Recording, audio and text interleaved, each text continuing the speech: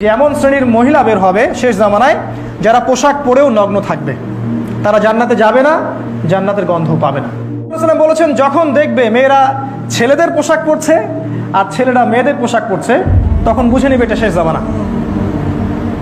আজকে যদি আপনি মেয়েদের দিকে তাকান, বাহ্যিক গেট আপ দেখবেন, তারা কোট পরছে, তারা টাই পরে ব্যাংকে বসে আছে, তারা প্যান্ট পরছে। আর আমরা এটাকে বলছি প্রোগ্রেস, প্রগতি, এগিয়ে যাওয়া।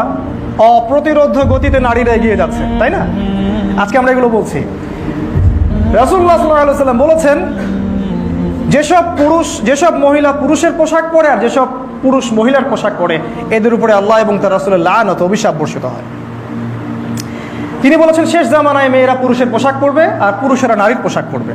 পোশাকের আরেকটা অর্থ আছে, সেটা কি জানেন? সেটা হচ্ছে শুধু বাহ্যিক পোশাক নয়। পোশাক মানে হচ্ছে সোশ্যাল ফাংশনাল রোল, মানে সমাজের যে জায়গায় পুরুষদের থাকার কথা ছিল সেখানে মহিলারা চলে আসবে, আর যে জায়গায় মহিলাদের থাকার কথা ছিল সেখানে পুরুষরা চলে যাবে। আপনি আজকে দেখবেন যে কোনো প্রতিষ্ঠান, ব্যাংক, এনজিও, রাষ্ট্র, সমাজ, এভরি সিঙ্গেল সেক্টর মহিলারা নেতৃত্ব দিচ্ছে, পুরুষেরা তার পিছে ইয়েস স্যার, ইয়েস স্যার করছে। আমি যদি ভুল বলি আমাকে কারেকশন করে দিবেন। আর ঠিক বিপরীত চিত্র দেখবেন ছেলেদের ক্ষেত্রে, তারা মেয়েদের রোল প্লে করছে ঘরে। এই হলো ফাংশনাল রোলের পরিবর্তন, যেটা শেষ জামানায় হবে। এর ফলে কি হবে? এর ফলে পরিবারগুলো ভেঙে যাবে।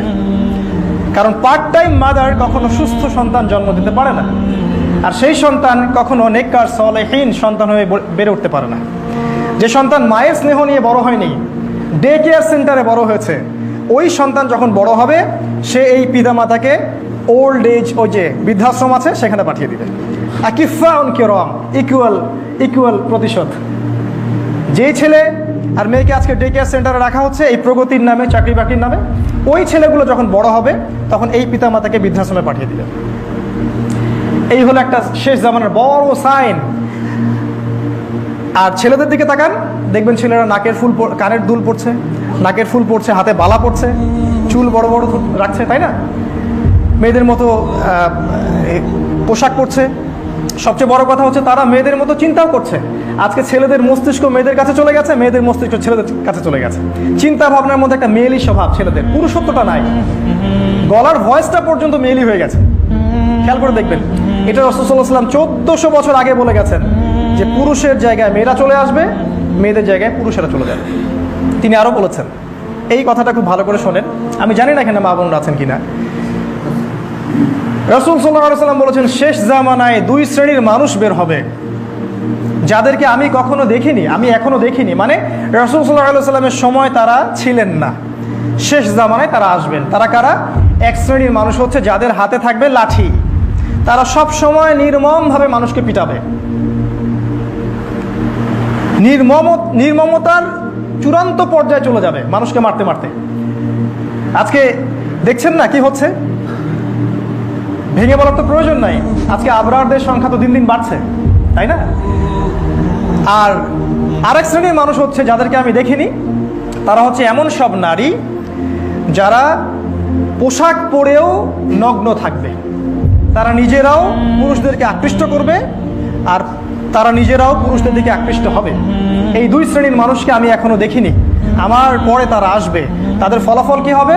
তারা জান্নাতে তো যাবেই না, জান্নাতের গন্ধও পাবে না। আমরা মা বোনদেরকে অনুরোধ করব, নিজের পোশাকের ব্যাপারে সচেতন হবেন। এমন পোশাক পরে বাসা থেকে বের হবেন না যেটা পরে আপনি নগ্ন থাকছেন। এটার অর্থটা কি? অর্থটা হচ্ছে এমন পোশাক পরা যে পোশাকটা এত আঁটোসাঁটো যে শরীরের অঙ্গ বোঝা যায়, এত পাতলা শরীর দেখা যায়, বা পূর্ণ হিজাব ঢাকা নাই।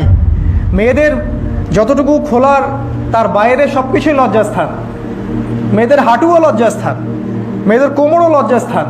শুধু লজ্জাস্থান বলতে সেই অঙ্গটা নয়, এটা রাসূল সাল্লাল্লাহু আলাইহি ওয়াসাল্লাম আগেই বলেছেন যে এমন শ্রেণীর মহিলা বের হবে শেষ জামানায় যারা পোশাক পরেও নগ্ন থাকবে। তারা জান্নাতে যাবে না, জান্নাতের গন্ধ পাবে না। জেনারেল পোশাক, আজকে সংস্কৃতির নামে যে পোশাক আপনাদেরকে পরানো হচ্ছে সেগুলোর কথা বাদই দিলাম। বোরখার মধ্যেও এমন অশ্লীলতা চলে আসছে যেগুলো পড়ার চেয়ে না পড়াই ভালো বলে আমার মনে হয়। আপনি নিজের ভালো চিন্তা করবেন, আমি আমার মতামত দিলাম মাত্র। পোশাক এমন হবে যেটা ঢিলে ঢালা, আঁটোসাঁটো হবে না।